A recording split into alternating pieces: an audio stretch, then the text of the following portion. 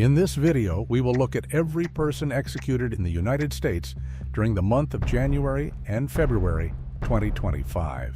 We'll walk through the crimes that put them on death row, the final words they spoke, and the last meals they requested before facing execution. But before we start, let us know in the comments where you are watching this from.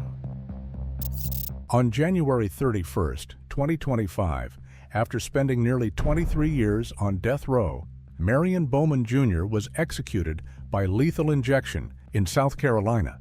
But what did he do that got him on death row in the first place? It was just after 7:50 p.m. on February 16, 2001, a cold, still night in rural Dorchester County. A man was driving along Nursery Road, headlights sweeping over the edge of woods, when something caught his eye, a small four-door blue sedan parked oddly close to the tree line. The car had no lights on, and the windows were cracked open. It looked abandoned, but not like it had broken down, more like it had been left there in a hurry.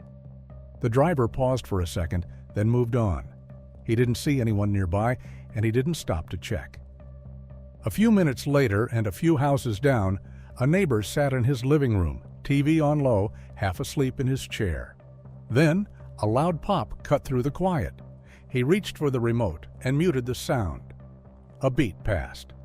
Then came 3 quick gunshots, sharp and unmistakable. He figured someone was probably night hunting, not unusual out there, but something tugged at him, a feeling he couldn't shake. So he grabbed his keys and headed out to check. He drove his truck down the length of Nursery Road, passing a parked car just barely off the tree line, its silhouette easy to miss in the dark. Nothing looked off, no movement, no lights, just trees and shadows. So after a slow loop, he turned around, went home, turned the TV back on, and went to bed, not realizing he had just driven past a murder scene. At 3:30 in the morning, something woke him again. Another loud bang, but this one was different. He didn't hesitate. Back in the truck, headlights cutting through fog, he retraced the same path. But this time, he didn't have to look far. Down a narrow tractor trail about 75 feet from the road, the sedan he had seen earlier was now engulfed in flames.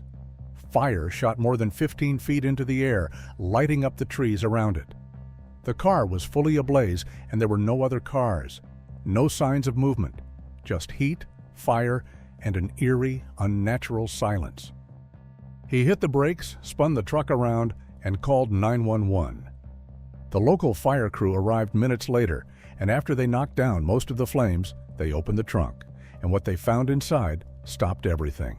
A human body, burned and curled in on itself from the heat. The car's license plate was melted, but not gone. It was still legible, just enough to trace it back. The car belonged to 21-year-old Candy Martin, a young woman reported missing just hours earlier. The name hit hard, and reality hit even harder. The fire was no accident. That much became clear when the arson investigator walked through what was left of the scene. But it was the autopsy that confirmed what police already feared. Candy hadn't died in the flames. She had been shot twice, once in the torso and once in the head. No bullets were recovered from the body, but back on Nursery Road, officers found 6 .380 shell casings scattered near a dark pool of blood. And in that blood, they also recovered strands of hair and the back of an earring. Small things, easy to miss, but they told a story. But the trail didn't stop at the road. Just beyond it, through pine straw and underbrush, investigators followed a trail of blood into the woods. About 30 feet in, they found a single black dress shoe, more blood, and crushed branches. DNA tests later confirmed it all came from Candy. Whatever happened that night, it hadn't ended quickly, and it hadn't ended there. The day before she was found, 20-year-old Marion Bowman was riding around town with his sister Yolanda and their cousin Katrina. As they drove through downtown Branchville, he spotted Candy in her car, talking to a man through her window. From the back seat, Marion told Yolanda to pull over. Candy was his childhood friend, casual hookup partner, and someone he occasionally sold crack to. And according to him, she owed him money. He rolled down the window and tried to get her attention. but Candy told him to wait as she was in the middle of a conversation, and that was all it took. Marion snapped. He cursed at her loud enough for people nearby to hear, and in front of 3 witnesses, he said, "I'm gonna kill that bitch tonight." By 7:30 that evening, Candy drove over to a house where Marion and his cousin, James Gadsden, had been drinking. She was driving the 2 of them back to a party in her small blue Ford Escort when Marion told her to take a detour, head out to Nursery Road. It was already dark when they got there. Marion told her to shut off the headlights, and Candy stayed in the car while he and James stepped out.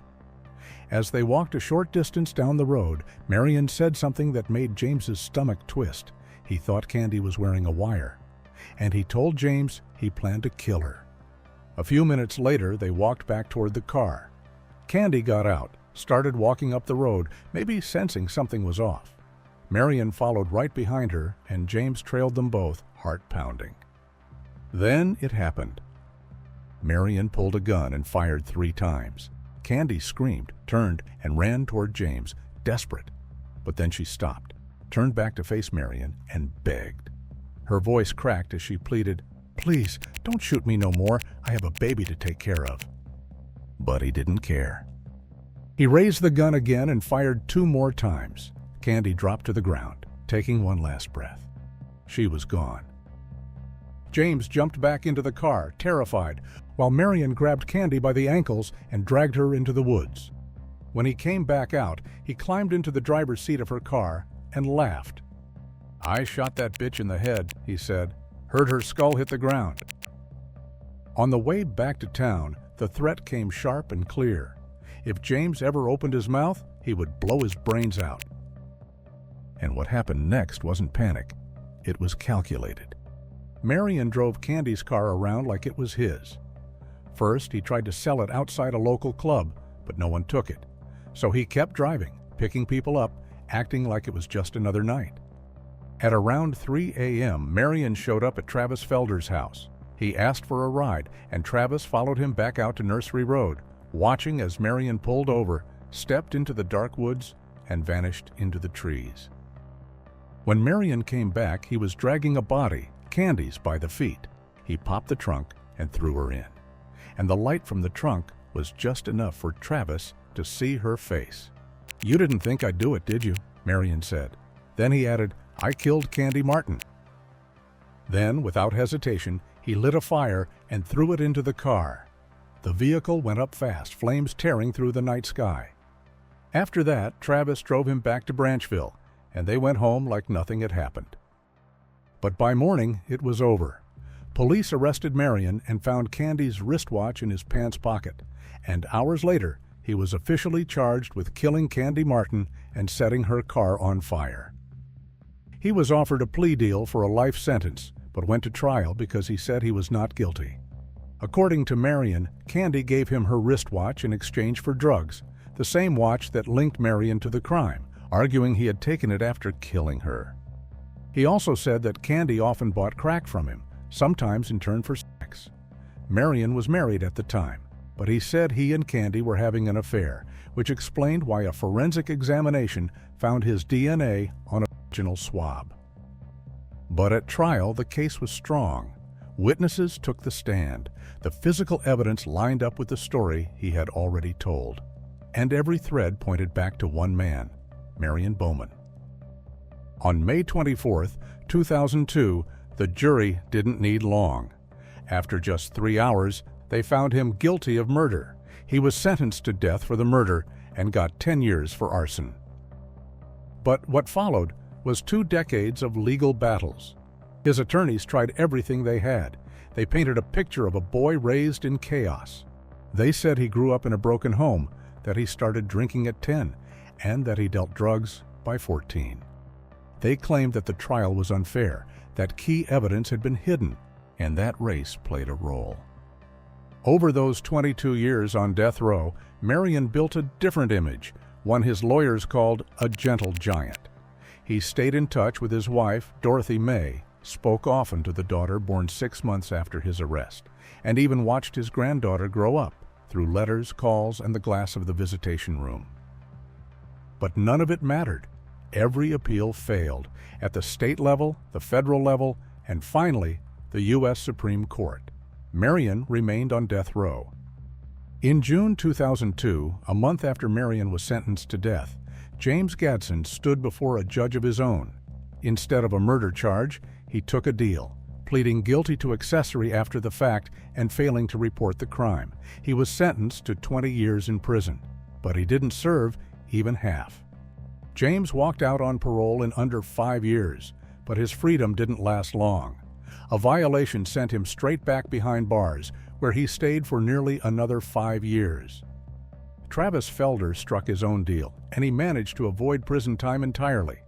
Instead of facing third-degree arson and accessory to murder, he pleaded guilty to being an accessory after the arson, and he was sentenced to 3 years of probation.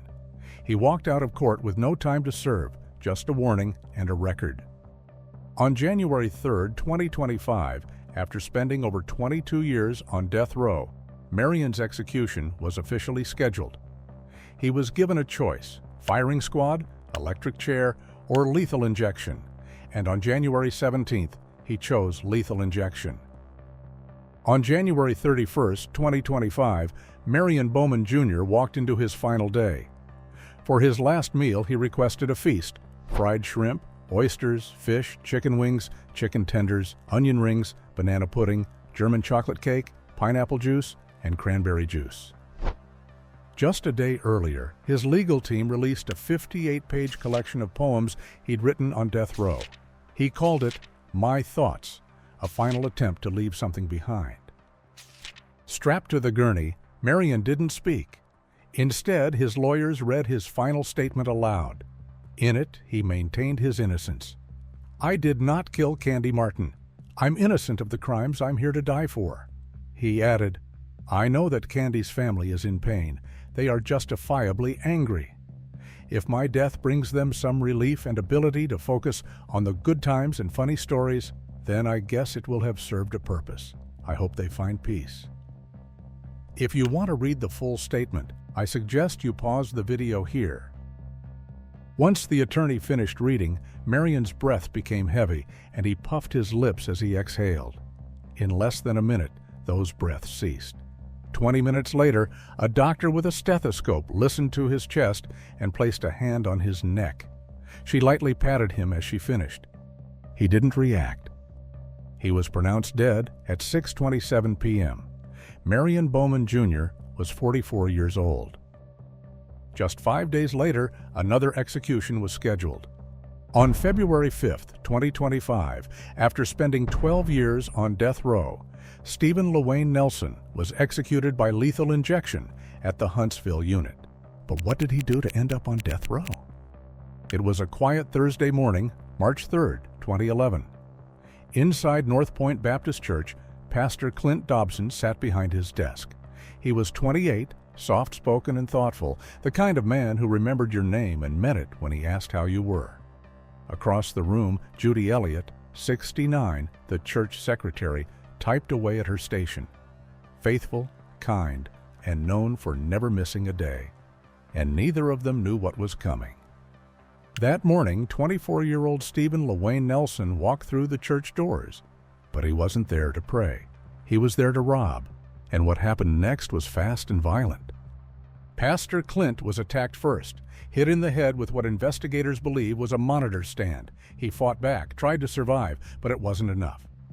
Stephen used a computer cord to strangle him, then smothered him with a plastic bag until he stopped breathing. Judy came next. She was beaten so badly that she suffered brain bleeding and multiple broken bones, and her face, arms, legs, and back were so bruised it was hard to tell where one injury ended and the next began. She lost consciousness before the assault ended, and that was when Stephen finally stopped. Then he grabbed what he came for: Clint's laptop, their phones, and Judy's credit cards. He then took her car keys, stepped over their bodies, and drove off like it was just another Thursday. But it wasn't. Clint was gone, Judy was barely alive, and North Point Church would never be the same. By early afternoon, people started to worry. Clint had planned to meet Dale Harwell, a church member, for lunch, but he didn't show, didn't call. and when Dale tried to reach him, he didn't answer. At 12:40 p.m., another member, Deborah Jenkins, pulled into the church parking lot. Both Clint's and Judy Elliott's cars were there, parked side by side like any other day. But something felt off. The church was quiet, too quiet. She rang the doorbell, called the office, but no one came, and after 5 uneasy minutes, she got back in her car and drove away. But something kept tugging at her, and 15 minutes later, she came back. But this time, Judy's car was gone. And she wasn't the only one growing nervous. Clint's wife, Laura Dobson, had been calling too. Clint hadn't picked up, and each call went straight to voicemail, again and again. And that's when her worry turned to panic. She picked up the phone and called Jake Turner, the church's part-time music minister. Jake didn't hesitate and called Judy's husband, John Elliott. And John didn't ask questions. He just grabbed his keys and headed straight for the church. John used his passcode to get inside the church, and the second he stepped inside, he called out Clint's name. But there was no answer. And then he saw the office. It looked like it had been torn apart. There were papers on the floor, furniture was overturned, and drawers pulled out. And on the ground lay a woman, bloody and beaten. She was beaten so badly that John didn't even recognize her. He fumbled for his phone and called 911. Arlington police officer Jesse Parrish was the one who responded, and as soon as he stepped inside the church office, it was clear something terrible had happened. Blood was smeared across the floor, a pistol grip plate was broken on the ground, and in the middle of it all was a woman lying on her back, her hands tied behind her. When Jesse bent over to look closer, John finally realized it was his wife. Beaten so badly, he could only recognize her by the clothes she was wearing. Then Jesse noticed someone else. Behind the desk lay Clint, the pastor. He was face up, his hands were tied, and a plastic bag covered his head. It had collapsed into his mouth, sealing off his air. Jesse quickly pulled it away, but it was too late. Clint was already gone. However, Judy somehow was still alive, but barely. Paramedics rushed her to the hospital, where doctors worked hard to stabilize her. They didn't think she'd make it, and neither did John. Her injuries were overwhelming, fractures to her face, skull, arms, legs, and spine. She had brain bleeding, and her body showed signs of brutal trauma. But she survived. After 2 weeks in the hospital and 5 months of physical therapy, Judy finally made it back home. Her body was held together by mesh, screws, and metal plates. But her mind, still sharp. She remembered the attack. And even better, she remembered who did it. But while the church struggled to understand what had happened, Stephen Nelson was already on the move. He dropped by his apartment, then took Judy's stolen car to a tire shop. In the parking lot, he popped the trunk and sold Clint's laptop to a stranger. By 2 p.m., Stephen was using Judy's credit card at a gas station, buying fuel, a drink, and a cigar. Then he went shopping. At the Parks Mall in Arlington, he grabbed a T-shirt with Oscar the Grouch on it, a fresh pair of Air Max shoes, and costume jewelry from Jewelry Hut and Silver Gallery. And all of it was paid for with Judy's cards. Later, he returned to the same store with friends, but the card was declined. That night, back at a friend's apartment, Stephen walked in with his haul. He wore the shirt, the shoes, the jewelry, and bragged to everyone that he had stolen it all from a pastor. Then he took some pills, smoked, and told the group what he had done. Just laid it all out like it didn't mean anything. But the next day, the weight of what he did sank in, and he sent a series of text messages to his cousin. The first said, "It might be the last time." Another said, "I did some shit the other day, cuz." And the final one hit like a confession. "I f***ed up bad, cuz. Real bad." It was the first glimpse that maybe, just maybe, he finally realized what he had done. But how did it get this far? Stephen's life didn't spiral. The signs were there from the beginning. He was born in Ada, Oklahoma on February 18, 1987, into a family home that felt more like survival than shelter. His mother vanished for days at a time, 3, 4, sometimes more, leaving the kids to care for themselves. And his father? Barely there. And when he was around, he was angry, violent, and hit both the kids and their mom, and Stephen grew up in the middle of it all. By age 3, he had already started breaking. One afternoon, he dragged his mother's mattress into the living room and tried to light it on fire. And at age 6, he started stealing. He was breaking into places and was lashing out. And even though Oklahoma's juvenile system took notice, help didn't reach him. Stephen was locked up early, sent to a high-risk youth facility, while most kids his age were still learning to read. Eventually, his family moved to Texas and settled in Tarrant County. But the trouble wasn't over. When he was 14, police arrested him again, this time for stealing a car, burglary, and trespassing. The judge sentenced him to an indeterminate stay in juvenile lockup, which was rare for a property crime, especially at his age. It was supposed to be 9 months, but he stayed for more than 3.5 years. But Stephen couldn't stay out of trouble. Every time they let him go, he broke the rules again, and every time they sent him back. It was a cycle he never seemed willing or able to escape. In 2011, Stephen was already on thin ice, on probation for assaulting his girlfriend the year before. And on the day of the attacks, he didn't show up at the check-in with his probation officer. That was the first red flag. But what police found afterward said more than any missed appointment ever could. His fingerprints covered the crime scene, and his belt, torn in two, had been left behind. Surveillance cameras caught him out in public, using Judy's credit cards and shopping without a care in the world, as if nothing had happened at all. And when officers pulled him over behind the wheel of Judy's car, he still had items belonging to Clint and Judy and had drops of blood on his shoes. Lab results later confirmed it. The blood belonged to both victims.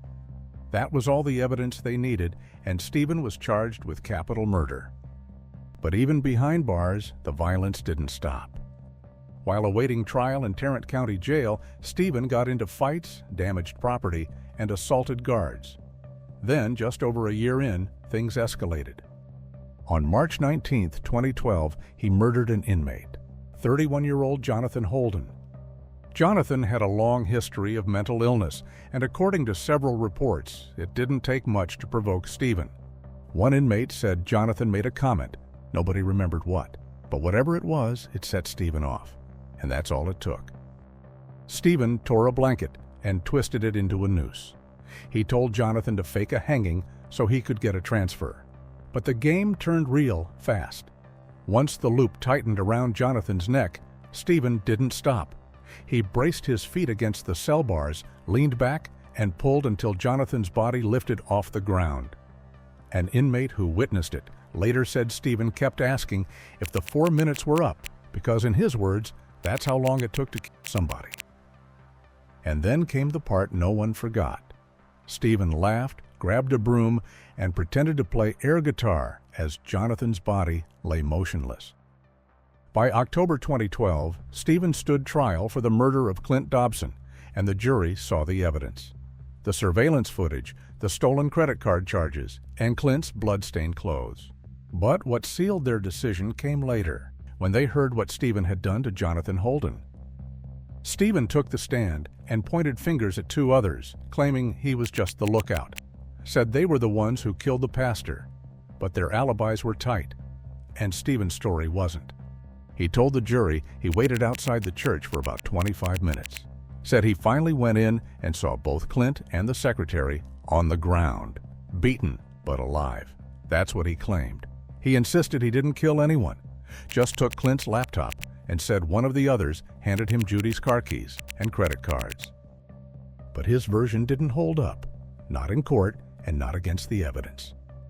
The jury didn't take long, and on October 8, 2012, they found Stephen guilty of capital murder and attempted capital murder.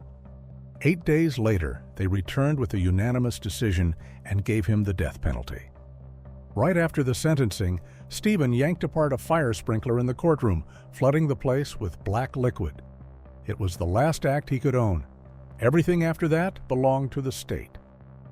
Stephen spent the next 12 years on death row inside Texas's Polunsky unit.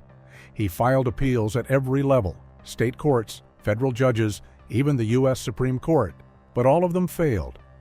When his final day came, Stephen wasn't allowed to choose a special final meal and just had what the other inmates were having that day. On February 5, 2025, Stephen lay strapped to the gurney, eyes fixed on a woman he had never touched outside of prison walls. She was his wife, a pen pal he had met 5 years earlier and married just 3 months before. His final words weren't for the victims. They were for her. "I will always love you no matter. Our love is uncontrollable. There is no definition and no felling. I'm thankful and grateful. It is what it is. Always live for me and enjoy life. Give Monkey a hug for me. No, I am not scared. It's cold shit in here. I'm at peace. I'm ready to be at home. Let's ride, Warden." He had no words for the victim's family. Judy Elliott had passed away the year before, but her son was there, sitting in the witness room. The warden gave the signal, and the injection began to flow. Stephen turned toward the glass, looking at his wife and dog one more time. "Let me go to sleep," he told her. The word love slipped out as his voice faded. His body tensed. He gasped twice and appeared to try to hold his breath. His head, shoulders, and arms trembled for a few seconds before all movement stopped. He was pronounced dead 24 minutes later, at 6:50 p.m. He died just 13 days before his 38th birthday. Just 1 day later, the next execution was scheduled, this time in Alabama. On February 6, 2025, after spending more than 35 years on death row, Demetrius Frazier was executed by nitrogen hypoxia in Alabama. Let's take a look at the crime he committed. It was the evening of November 27, 1991, in Birmingham, Alabama. The TV still flickered in the corner of Pauline Brown's modest ground floor apartment, casting a blue light over the living room. She had fallen asleep on the couch after working late the night before. She was 40 years old, tired, alone, and completely unaware of the danger about to crawl through her window. Outside, 19-year-old Demetrius Frazier was wandering. He wasn't looking for anything in particular, but when he spotted the light in Pauline's apartment, he stopped. The screen from the window came off easy. One quiet pull, and he was inside. He moved through the place like a shadow, opening drawers, tipping over boxes. Found a few wrinkled bills in a kitchen drawer, $10, maybe less. But then he saw Pauline, still asleep, vulnerable, and that changed everything. Demetrius shook her awake and demanded money. Scared, she handed him $80 from her purse, hoping it would be enough, but it wasn't. Demetrius pulled a gun and forced himself on her. She begged him to let her live. She told him she had family and pleaded with him to let her go. But the more she begged, the more he hardened, and when she didn't stop, he pulled the trigger. Worried the shot had been heard, he stepped outside, scanning the street for movement. But he didn't see anything. So he walked back in, and by then, Pauline was dead. Demetrius searched the apartment again, looking for more cash, but there was nothing left. So he helped himself to some of her food, ate it, and walked out. He tossed the gun and disappeared into the night. The next morning, Pauline's coworker, Tyrone Mitchell, waited outside for her. She was supposed to pick him up for work, but she never showed, which was nothing like her. After a few unanswered calls, worry set in. He drove to her apartment, hoping it was just a mix-up. Her car was in the lot, but the lights were off, and the place felt still, too still. Tyrone knocked, called out her name, tried the door. Nothing. Then, with help from 2 maintenance men, he managed to pry open a window and climb inside. And what they found there would stay with them for the rest of their life. Pauline was lying face down in her bedroom, and she was gone. There was nothing more they could do. Pauline was a mother of 2 and a brand new grandmother. Her first grandchild had just been born weeks earlier, but now she would never get to hold that baby again. The scene was devastating, and no one had any answers. Whoever had done it was gone. But the silence didn't last. A few months later, on March 8, 1992, in Detroit, Demetrius struck again. That day, 14-year-old Crystal Kendrick was found dead inside an abandoned house. The place was gutted, cold, stripped of anything useful, and forgotten by nearly everyone. But that afternoon, Crystal was trapped inside it. She'd run away from home again, and this wasn't the first time. Her life had started falling apart ever since her mother spiraled into addiction and vanished from her world. Friends said Crystal used to be quiet, polite, a good kid. But without anyone steady in her life, she started slipping through the cracks. And that's when she crossed paths with Demetrius Frazier. Inside that abandoned house, Demetrius tried to rape her, but Crystal fought back. She tried to run, but Demetrius pulled a gun and shot her in the head before she could make it to the door. She collapsed on the filthy floor and was gone instantly. Demetrius didn't look back. He just stepped over her body and walked out, leaving Crystal cold and alone in that forgotten place. Police in Michigan identified him as a suspect almost right away.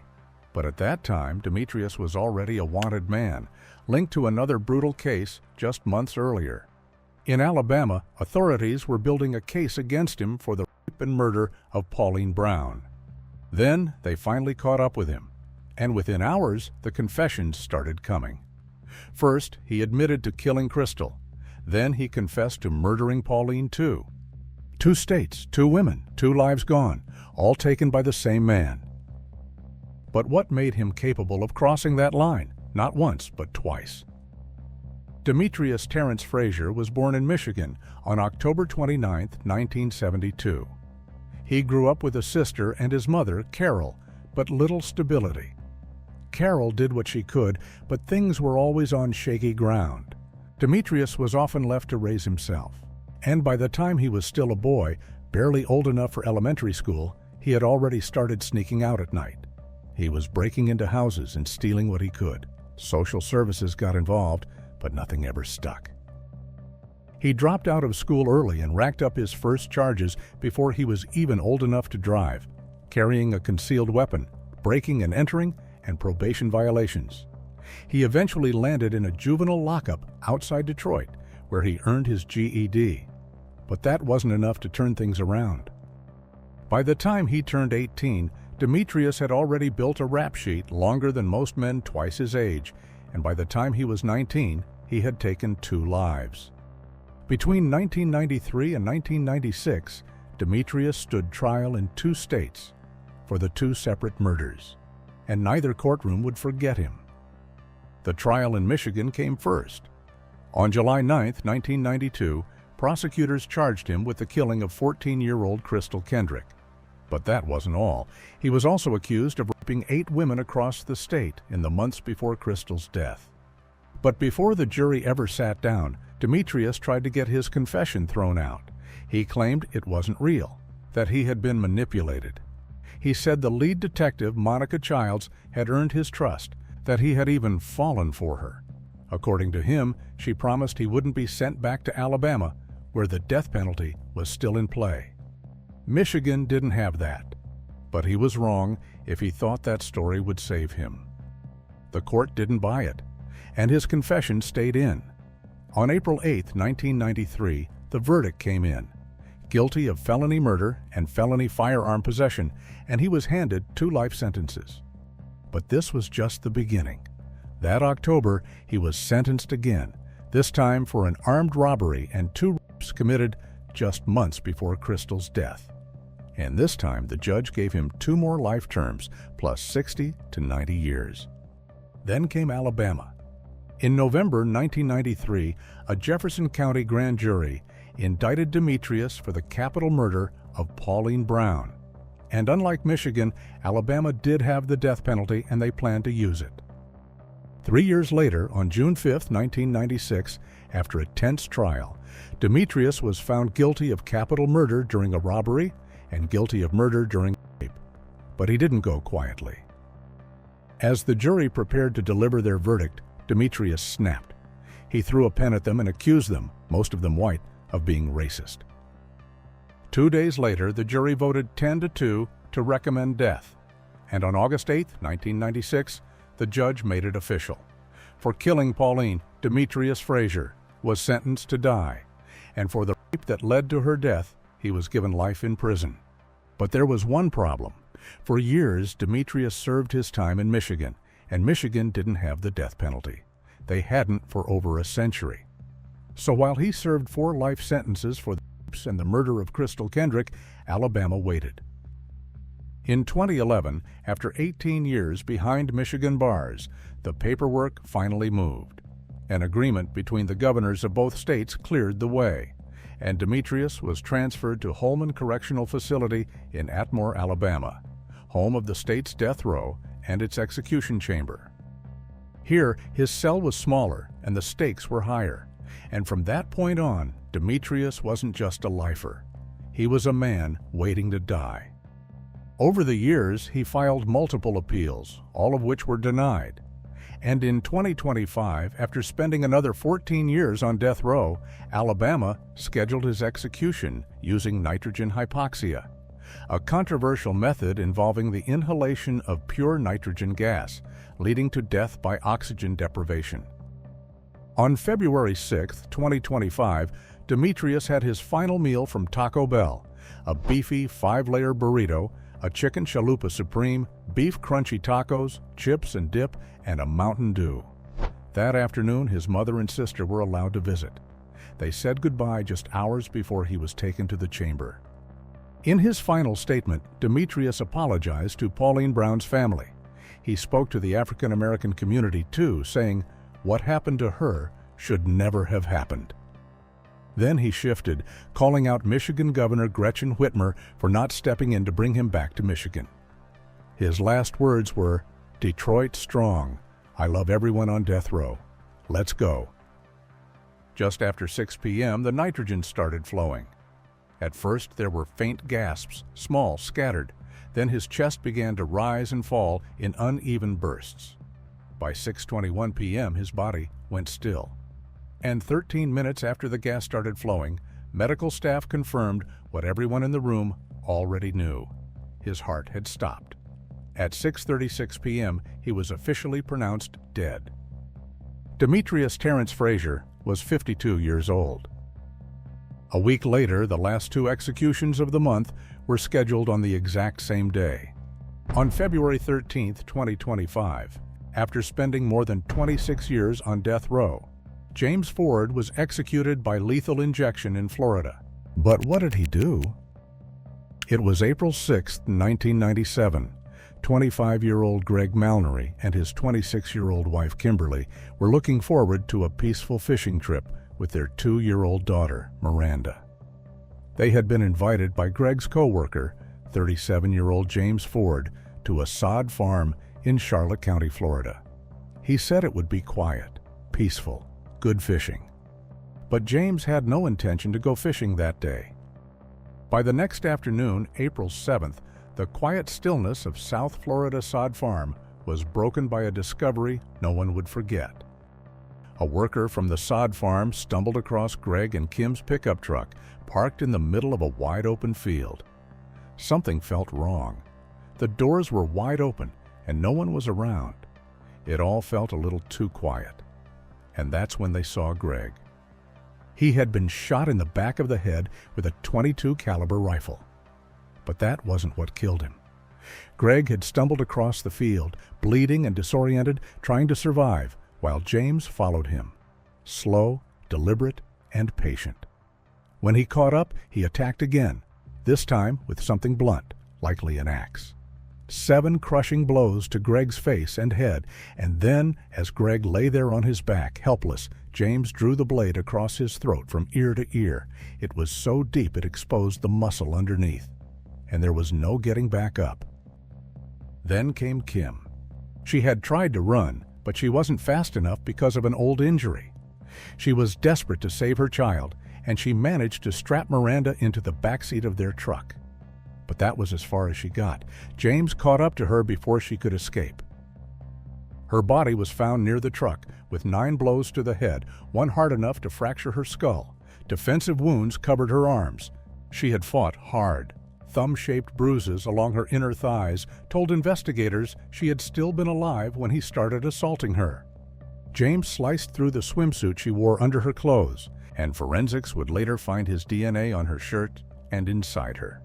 Then, with the same rifle he had used to shoot Greg, he loaded a single bullet, placed the barrel inside Kim's mouth, and pulled the trigger. She died instantly. And all of it happened just a few feet from the truck, where Miranda sat strapped into her car seat, watching. Miranda wasn't even 2 years old. James didn't touch her. He didn't harm her. He just walked away, left her there, and didn't think twice about leaving a toddler in a car seat in the Florida heat for more than 18 hours. By the time someone found her, she was dehydrated, covered in bug bites, and her clothes were soaked in her mother's blood. But somehow, she survived. The evidence told the rest of the story. Witnesses had seen James with the couple earlier that day, and later that night, he was spotted with blood on his face, hands, and shirt. When police arrested him 10 days later, scratches ran all over his body. When questioned, James's story collapsed in pieces. He claimed he had been hunting alone, that he left the couple and their daughter behind at the sod farm and had no idea what happened. But the details kept shifting. His version didn't match the timeline, and too many things didn't add up. Then came the forensics.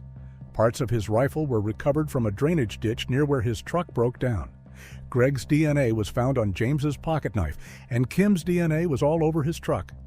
And the final blow, the DNA on and in Kim's body, was a perfect match to James. But why? What was the trigger that pushed James to this point? In court, both the crime and the man behind it were dissected. James's defense claimed he wasn't evil, just broken. They pointed to years of alcohol abuse, a low IQ, and developmental delays. They said he couldn't fully understand what he was doing. But the prosecution painted a colder picture, one of calculation and intent. They focused on the brutality and on how methodically he moved in the hours after the murders. They argued this wasn't a man who snapped, it was a man who chose. James was born into chaos. His father drank heavily, and by the time James was 14, his mother had walked out and never came back. He dropped out of school not long after and followed his father as a cemetery caretaker, tending headstones and digging graves at a local cemetery. The two were close in their own way, but when his father died as the result of alcohol abuse, something in James broke. He spiraled, and what started as a few beers turned into cases, 24 cans a day, sometimes more. Alcohol followed him like a shadow. Friends said he was quiet, and family said he kept to himself. He had no record, no history of violence, and no one expected this. Despite all the investigations, no clear motive ever emerged, and the why behind it remains one big mystery. There was no evidence suggesting prior animosity or personal conflict between James and the victims. No grudge, no clear reason. Just 2 lives stolen and a baby left strapped into a truck seat under the Florida sun. But on April 18, 1997, the day after his arrest, James was charged with 2 counts of first-degree murder. Florida prosecutors went straight for death. They said James didn't just kill Greg and Kim, he had also assaulted Kim and then left their baby girl alone in a truck parked just yards from her parents' bodies. But the case didn't move quickly. Nearly 2 years passed before it reached a conclusion.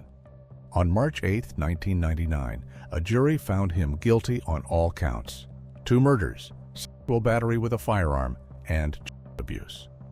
Then, on June 3rd, the judge made it official. James would die for what he did, and along with the death sentence, he was handed more than 19 years for the assault and 5 more for child abuse. For decades, James filed appeal after appeal, but in early 2025, those final efforts ran out. His execution was scheduled for February 13th at Florida State Prison. That day, he woke up at 3:30 a.m. and met with 3 family members and his legal team one last time. For his final meal, he requested steak, macaroni and cheese, fried okra, sweet potato, pumpkin pie, and sweet tea. When the warden asked if he had any last words, James didn't say a thing. Strapped to the gurney with around 25 witnesses watching, he stared ahead in silence. But earlier, he had left behind a short handwritten note. Hugs, prayers, love. God bless everyone. Miranda, the baby he left behind in that truck, is now 30 years old. She's spoken publicly about the pain of growing up without her parents. Living my whole life without them left me with a void that I had no idea would hurt so bad. At first, as the injection began, his chest began heaving, and then slowly all movements faded. A few minutes later, a staffer shook him and yelled, "Ford! Ford!" to see if he was still conscious. But there was no response. At 6:19 p.m., James was pronounced dead. James Dennis Ford was 64 years old. At that exact moment, another execution was unfolding. A different state, but the same final outcome. Richard Tabler had spent almost 20 years on death row, and the story that led him there was horrifying. For most people, this story starts on Thanksgiving Day in Killeen, Texas. But for Richard Tabler, it began a week earlier, on November 18, 2004. On that day, Richard, who was 25 at the time, had a falling out with his former boss, Mohammed Amina Ramouni, the manager of a local strip club called Teasers. And things escalated fast. Richard claimed Mohammed threatened his family, and that was the last straw. From that moment on, he was planning revenge. But Richard didn't rush. He carefully planned the attack to make sure everything was going the way he wanted. He borrowed a 9mm pistol, picked up a camcorder, and got his hands on a pickup truck. And by Thanksgiving night, he had it all. While most families were winding down from eating too much turkey and watching football, Richard picked up the phone and lured Mohammed into a trap. He offered him stereo equipment, cheap, fast, and no questions asked. Mohammed took the bait. He was interested, and they agreed to meet around 2 a.m., not knowing he was walking into a setup. But Mohammed didn't come alone. He brought a friend, Haitham Zayed, who drove him. They pulled into a quiet business lot, thinking it was just another late-night deal. But Richard and his 18-year-old accomplice, Timothy Payne, were already parked in the dark, waiting. As soon as Haitham's car pulled in, Richard didn't hesitate. He raised the gun and opened fire. Haitham was hit first, and Mohammed soon followed. But Richard wasn't done. He jumped out and yanked both men from the car. And when he saw Mohammed was still moving, clinging to life, he pulled the trigger again to finish what he started. And Timothy? He stood next to them and filmed it all.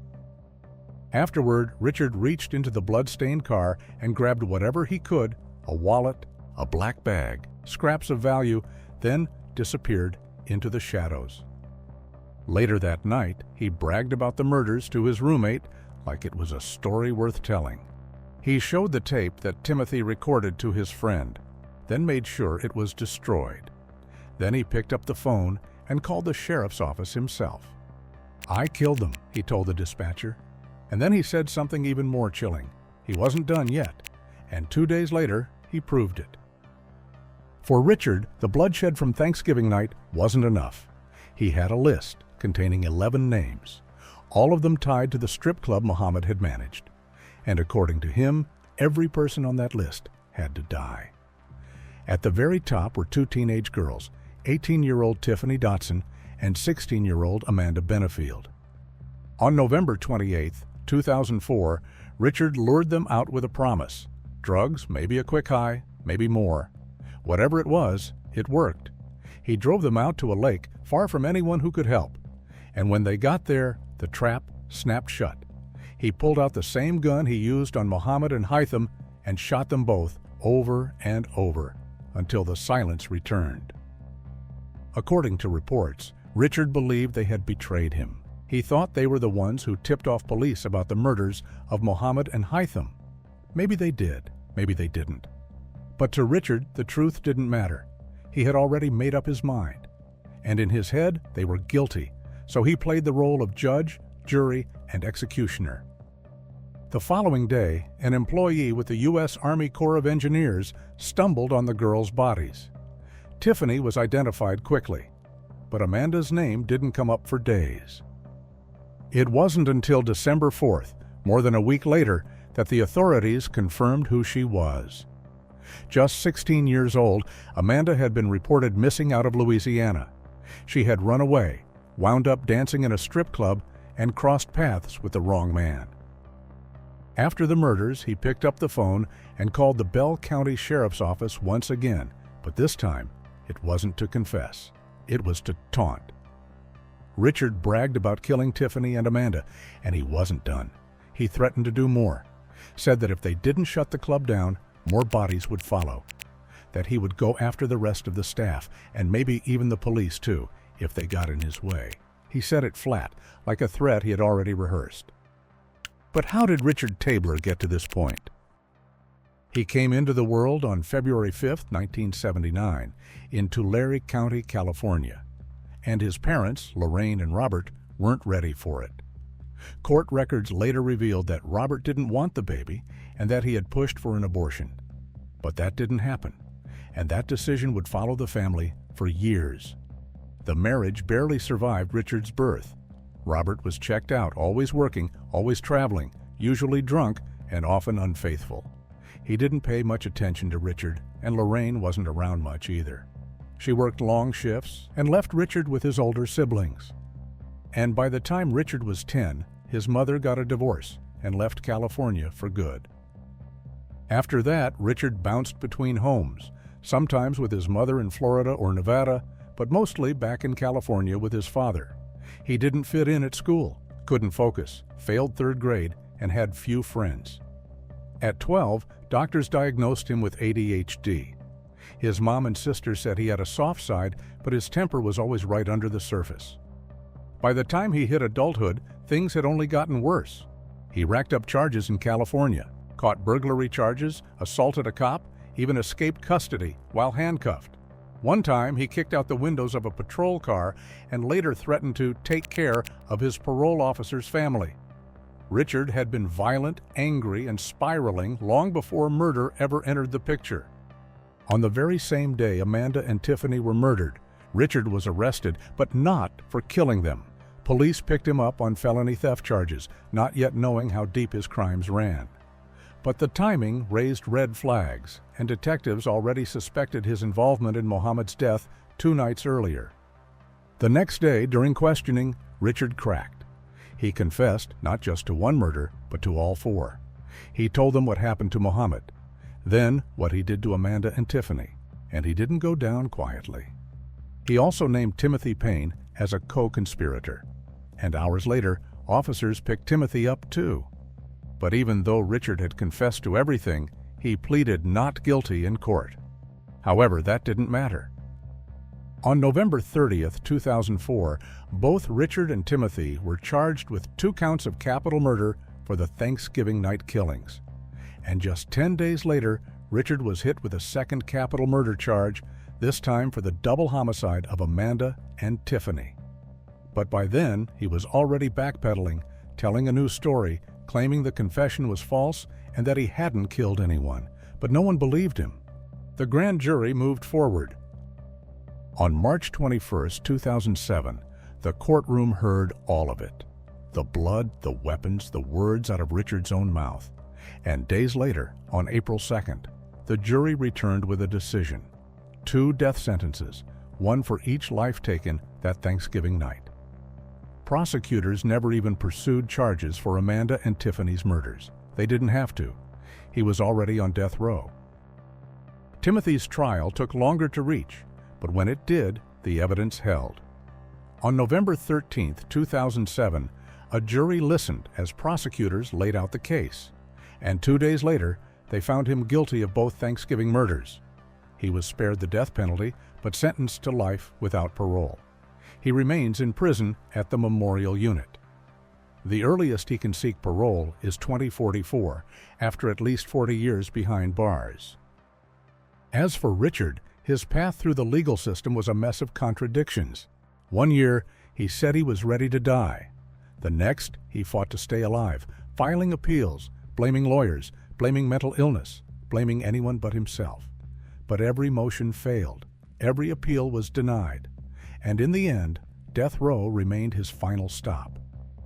And whatever chance he had left behind bars vanished in 2008, when Richard got his hands on a smuggled cell phone. He used it to call Texas State Senator John Whitmire, not to plead for help, but to threaten him and his family. That single call set off a statewide prison lockdown and made headlines across Texas. And above all, it shattered any remaining trace of sympathy for him. But in the years that followed, Richard claimed he had changed, said he found God, started drawing, writing, even mentoring other inmates. Some believed it, others didn't. But his wife did. They met through a prison letter-writing program, and she spoke of him with conviction. "The Richard I know," she said, "isn't the man they call a monster. I've never met anyone, even out here in the free world, with a heart bigger than his." And she wasn't alone. His family saw it too. Richard had become an unlikely caretaker behind bars. And one summer day in June, while cleaning his cell, he spotted a baby lizard crawling near the wall. Most inmates wouldn't think twice. But Richard didn't flush it. He raised it. He fed it cockroaches and scraps, taught it tricks, and named it Little Blue, after his own nickname. Guards watched in disbelief as the tiny lizard crawled across Richard's arms, climbed onto his shirt, even settled on his head like it belonged there. "He embraced that little skink," his mother said. "He really loved that creature." But outside the prison walls, few were convinced. The damage was already done, and his late-in-life transformation couldn't outweigh the violence that put him there in the first place. The state of Texas agreed, and a date was set. On February 14, 2025, just 8 days after his 46th birthday, Richard was executed by lethal injection at the Huntsville unit. He wasn't allowed to choose a special last meal and ate off the menu. In his final statement, he addressed the families of his victims, saying, "There is not a day that goes by that I don't regret my actions. I had no right to take your loved ones from you, and I ask and pray, hope and pray, that one day you find it in your hearts to forgive me for those actions. No amount of my apologies will ever return them to you." He also thanked his family, legal team, and prison staff for their support. If you want to read his full statement, I suggest you pause the video here. After apologizing several more times and saying this was the beginning of a new life for him in heaven, he told the warden, "I am finished." As the drugs began to flow, he mouthed once again, "I'm sorry," then began breathing quickly. After about a dozen breaths, all movement stopped. He was pronounced dead at 6:38 p.m. Richard Lee Tabler was 46 years old. That concludes all executions carried out in January and February 2025. If you liked this video, make sure to check out the next one, because just when you thought it couldn't get worse, well, it can. And the next cases are even more disturbing.